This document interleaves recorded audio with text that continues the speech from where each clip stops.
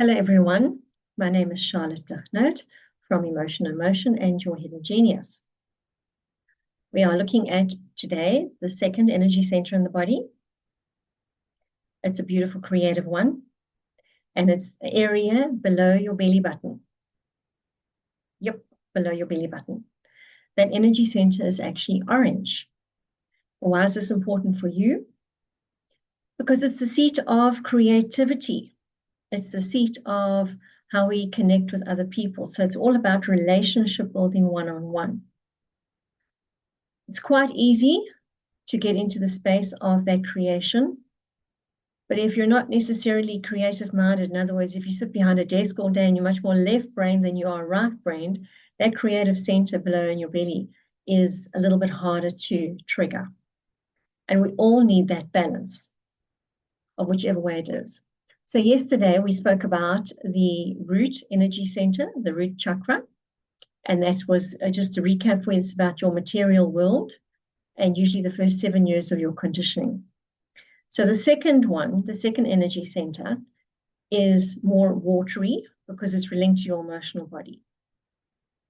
So if you close your eyes for a moment and just put your hands on your belly button, just below your belly button on your tummy, and just close your eyes into that space and breathe into it. So feel the cool air going in through your nose, going down into your tummy and into that area where your hand is. Just take that deep breath in. Breathing into that space, seeing the color of the orange that it is.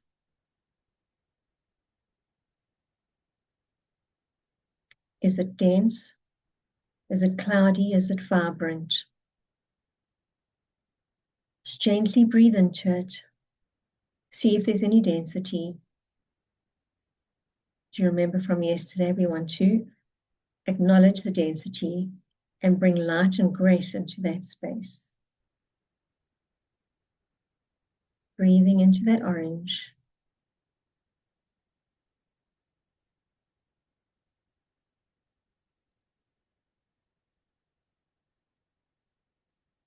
And connect with the energy of your root, that red from yesterday. Is it still beautiful and vibrant and red? Acknowledge the density, if there is any. Continue breathing into the red and the orange. Breathing in light, grace, fresh air, fresh energy. Making that choice with your mind, with your mental body.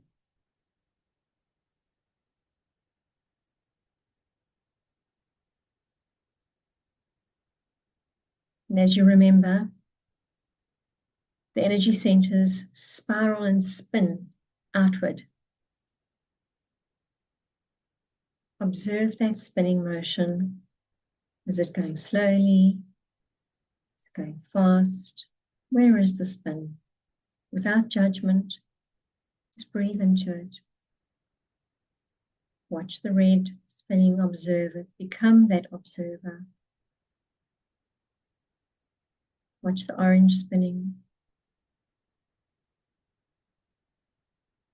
Breathing into that orange.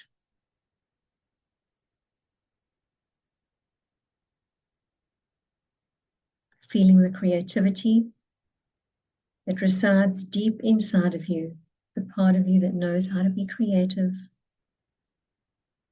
Breathing in, breathing out.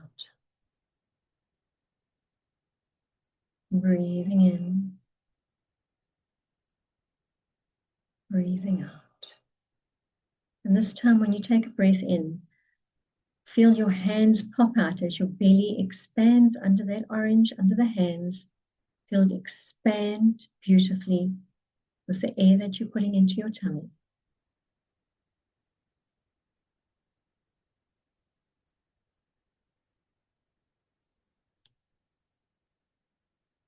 And when you're ready, gently open your eyes.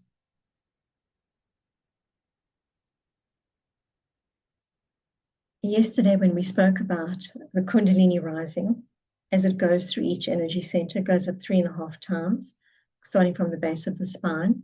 As it intersects with the energy center, it helps to transform and evolve that consciously. Our life experiences are stored there. So when it raises itself gently, as we open up our mind, mindfully we connect with those areas of the body, it opens up and we allow new in.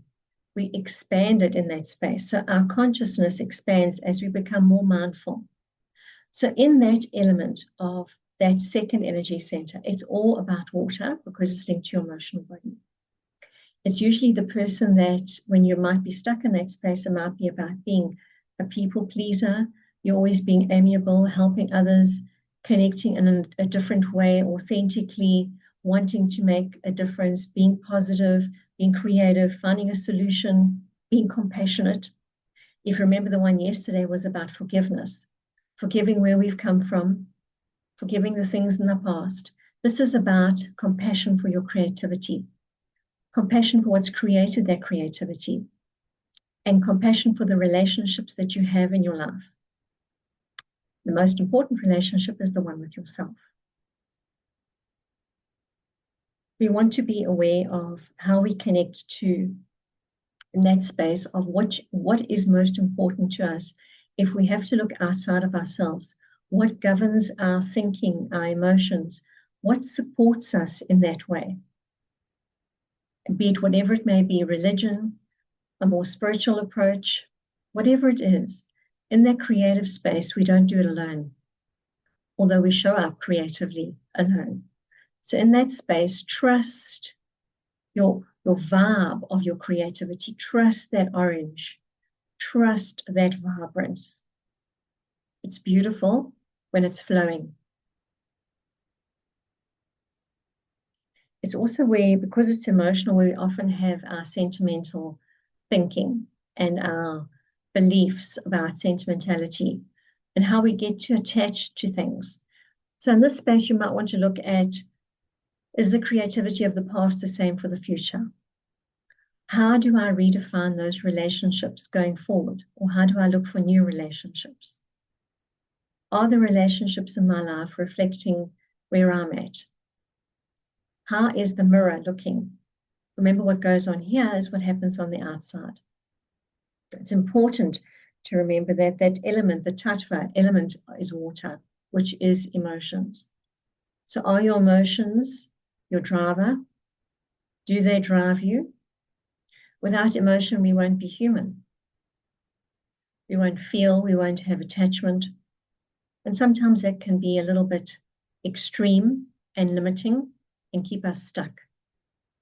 So how do we shift that? How do we shift that perception of what our creativity is, what our relationships are, in a way that serves our purpose and that is fed from our conditioning in a way which is positive and open-minded and mindful, because raising consciousness is raising Kundalini, but doing it in a way which is intentional and graceful is creativity at its best. Now you want to ask yourself, if you think about your creativity, how does your creativity show up for you? It could be that you love being in the kitchen, cooking. It could be in the garden. It could be dancing. It could be painting. It usually involves color of some form.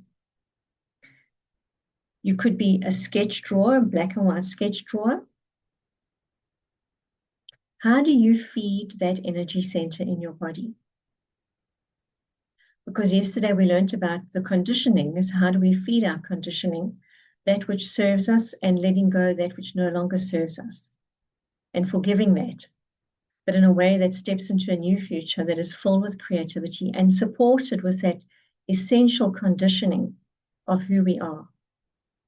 And tweaking as we go along. As our mindfulness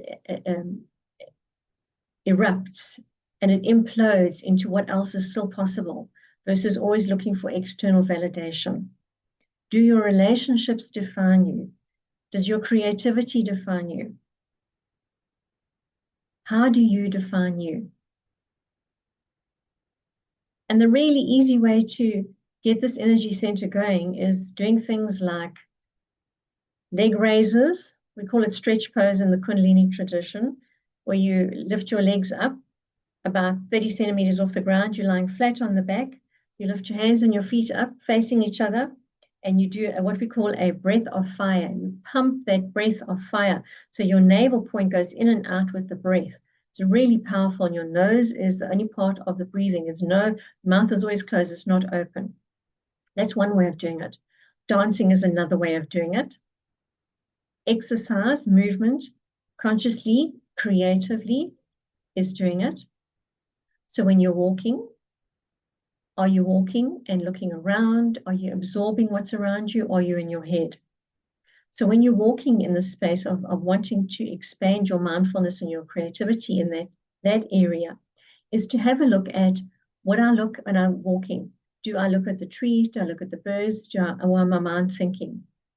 Am I here? Or am I letting my world expand? Because that's what creativity is. It's an expansion of you, a beautiful expansion of you. So the tattva, the triangles around that area, there's also yoga sets that you can do to lift that energy from those lower triangles up into the higher triangles, which relate to heart-centeredness as the Kundalini rises. And you'll notice in your life that sometimes you'll be very creative and sometimes you won't. It doesn't mean that your Kundalini is not rising. It does not mean that your energy centers are not working. It simply means that you're in life. That life is flowing a certain way. We get off the train for a bit. We have a look at where we're at. We take stock. We get stuck in our mind. Then we get back on that train of life. And stepping into the flow does give us an opportunity to be happier. Understanding the flow is one way of opening the door to create a better creative flow. And that can be in any way, shape, or form. It can be making choices regarding the work that you do, anything that feeds the creativity. Because I think you will agree with me that when you see an artist, they look as if they are permanently in that space of absolute freedom, as if they don't have a care in the world. They're just so in their zone of their creativity, of doing that painting, of dancing, of creating the music. It's a total focused attention. And that's usually what flow is when you are totally focused in it that you forget the time has passed. That's what flow is. So when you're in the creative space, and the ultimate creative space is when you are experiencing that flow of creativity. You prepare a meal, a 3-course meal. You prepare a beautiful dish. You bake. You cook of any kind. And you're in the kitchen, or you're painting the cupboards, you're painting the house. And before you know, time has just flown past. That's usually what creativity gives you as an opportunity for flow. You want to ask yourself, how can I use that and create more flow every day for myself? Understanding I go into my mental body, I go into my mind because I have to live and survive in the world we live in. But how can I bring more of my creativity up to meet my mental space? How can I just close my eyes and breathe into that beautiful, bright, neon, spinning orange on my tummy? It's a beautiful place to be. It's also the place where we project outwardly into relationships, and it's also when we withdraw, whenever our emotions are affected. So we want to look at how do we create more liquidity in that space? Because we could be in a conflict situation with people, and we have a choice of either to step into the conflict and to see what it's actually telling us, or we just shut down and withdraw. What is your pattern? And what would you like that pattern to change to? It's harder to stay in a place of where there is conflict and have a conversation. It's easier to walk away. But if the relationship is important to you, you stay and you be creative in that space. And that's not a case of saying that you turn the other cheek and be walked all over or be treated with disrespect. But do you respect your creativity as much? Do you respect yourself as much to be able to trust that you will find a way through that? that relationship building and relationship sustaining is the most important for survival, co-creating in our world. And how are you being creative in that space with your relationship with yourself? Very important. I've got all my notes out here from all the different methodologies I've studied, because I don't want to miss out any information that could be helpful to you. You want to remember that in every energy center, there are emotions of some form. The creative one and the heart one are probably the two biggest homes for our emotions. So we are looking at the creative one today. I'm going to ask if you have any questions. I'll stop the recording. We can do questions and we'll do a little exercise and we'll do some movement to energize that energy center. That beautiful, beautiful sacral energy center. It's called the sacral one. The one from yesterday was the root. This is the sacral one. Orange, bright, spinning. And if it's not bright, it's okay. Breathe into those places of density. You don't have to unpack them. You can just breathe into them and acknowledge them. Because in relationships too, sometimes acknowledgement is all that matters. And how are you acknowledging your relationship with yourself in a way that brings more intentional balance and grace to your life? So that is the sacral energy center. I hope it's made some impact for you. Let's stop the recording, answer any questions, and we'll do a little movement. And if you'd like to reach out and ask me for some of the questions that you have, maybe afterwards, or if you would like to know about the movements you can do, if dancing and jumping around on jumping jack, doing exercise, seeing colors, using colors is not working for you, reach out. Let's have a look and see how we can grow that with you. See you tomorrow.